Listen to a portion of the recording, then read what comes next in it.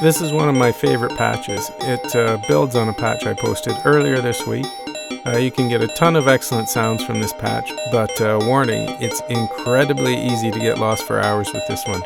Subtle moves will make huge differences. I'll do a quick walkthrough of this patch later in the video. First, here's a sample of some of the sounds I came up with this patch.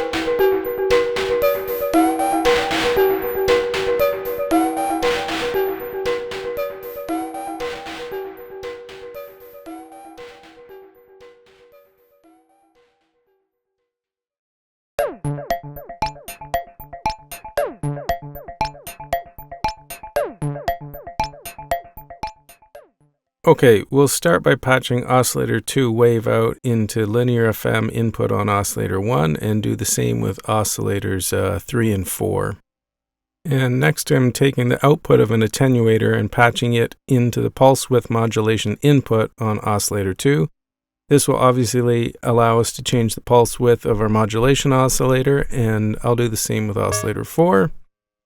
Okay, let's hear oscillator 1 and dial in the FM sound we want with the attenuator. Going for a subtle FM and going to keep it close to the original pitch. Okay, I'll do the same with oscillator 3.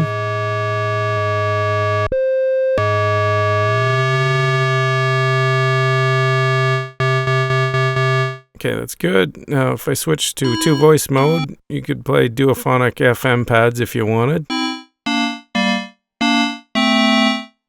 Sounds cool. Anyway, I'm going back to unison mode.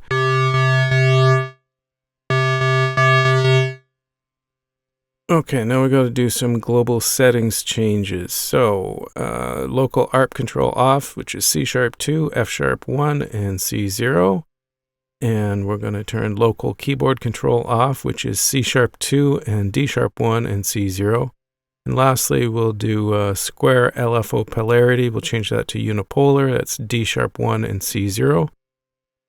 So we've detached the sequencer and the keyboard from the internal routing, and we've changed the square LFO to unipolar. It's going to be our clock. So let's patch the square wave from the modulation bay, which we just turned to unipolar, and we're going to patch that into a mult.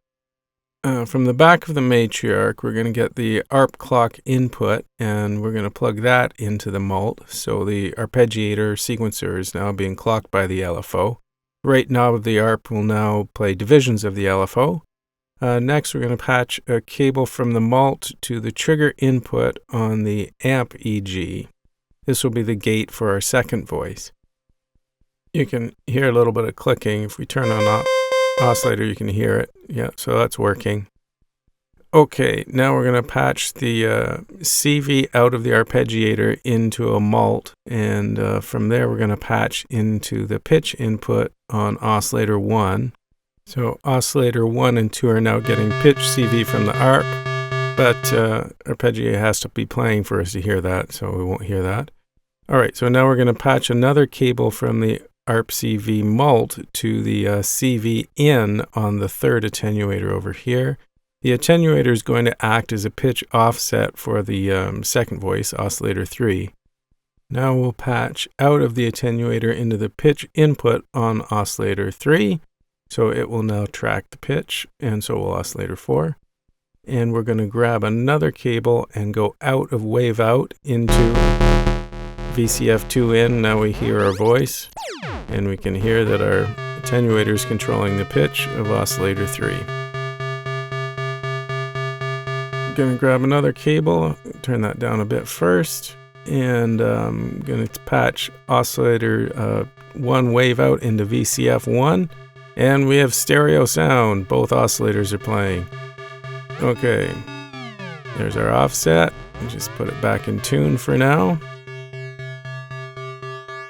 If I start the arpeggiator, oscillator 1 will track the pitch, and oscillator 3 will be, well, as you hear, slightly offset.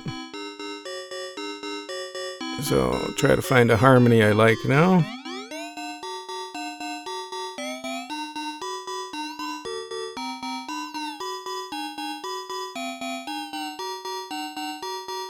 That's okay. All right. Make some adjustments with there. Oh, and we're going to make sure that we're going into amp split mode on the VCA. So we've got to get a cable from our gate out of the arpeggiator and put that into trigger input of the filter EG. Now you can hear. Yeah, we've got two separate voices now. And the arpeggiator rate knob controls the divisions. Delay, of course, is always great for patches like this. And that's basically the patch, so now it's just time to experiment.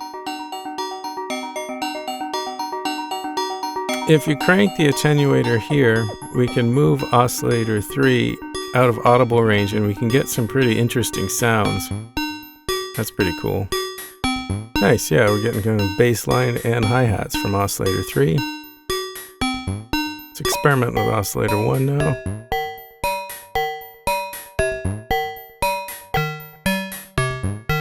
I think I want a more metallic sound, so I'll play with pulse width modulation a bit and make it a bit pluckier.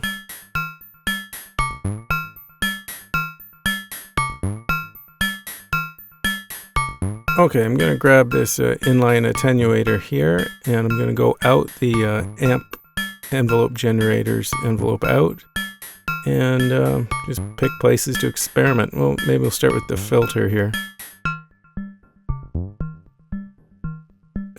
Yeah, let's go with the filter 2. Yeah, that's good. And spacing will help us out, get our other voice back.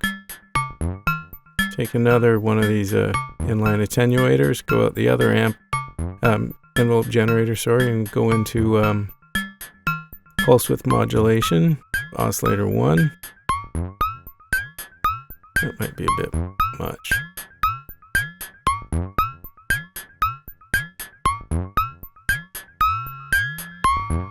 Yeah, that's kind of neat. Anyway, I think you get the idea. This patch is really all about subtle moves and experimentation. I hope you have a good time with it. Thanks for watching.